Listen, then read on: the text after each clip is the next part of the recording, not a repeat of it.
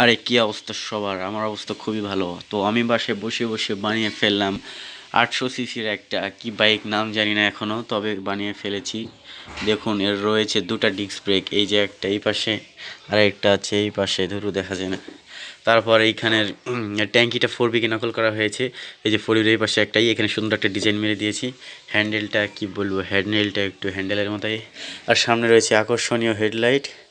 দেখুন কি বলবো, একেবারে অসাধারণ, একেবারে সুন্দর। নায়ক নায়ক দীর্ঘ প্রায় 3 দিন হাড় ফাটানো পরিশ্রম করে এটা হয়েছে। আর আসল চমক তো দেখানো হয়নি, আসল চমক হচ্ছে ওই পাশে। এই যে পড়িস না, ধুর। স্ট্যান্ডটা একটু দুর্বল, তো স্ট্যান্ডটা পরে ভালোভাবে লাগাতে হবে। তো এই যে এইটা হচ্ছে কাওয়াসাকি নিনজা S2 কপি করে বানানো হয়েছে।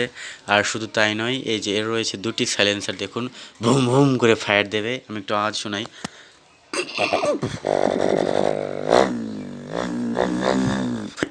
দেখেছেন, আওয়াজ শুনলেন? এখন এটা হচ্ছে বুলেট 500 সিসির ইঞ্জিন, আর এটা হচ্ছে KTM 390-র ইঞ্জিন। এটা এখন মোট মিলে 800 হইলো হয়তো। আর কি বলবো, বাইকটা আমার কাছে আসলে খুবই ভালো আছে। এটা হচ্ছে, আর এখানে একটু ইয়ে দিয়ে দিয়েছি, এটা হচ্ছে এই ধরু, এটা হচ্ছে ক্র্যাশ গার্ড। এই যেটা হচ্ছে ক্র্যাশ গার্ড, যেন পড়ে গেলে গাড়ি আঘাত না পায়। ওকে। আর কাওয়াসাকি নিনজার মানে মতো বানানো হয়েছে, কারণ দেখুন এই পাশে কিছুই নেই, কিন্তু এই পাশে আবার লাগানো আছে এটা।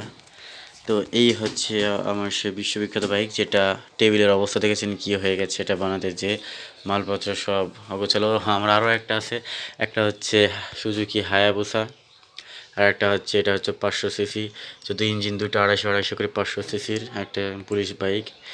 আরও আছে অনেকগুলো, এর ভিতরে বন্দি আছে সেগুলো। তো যাই হোক, এই হচ্ছে কাহিনী। তো কেমন হলো আমার এই নায়ক নায়ক বাইকটা, অবশ্যই জানাবেন।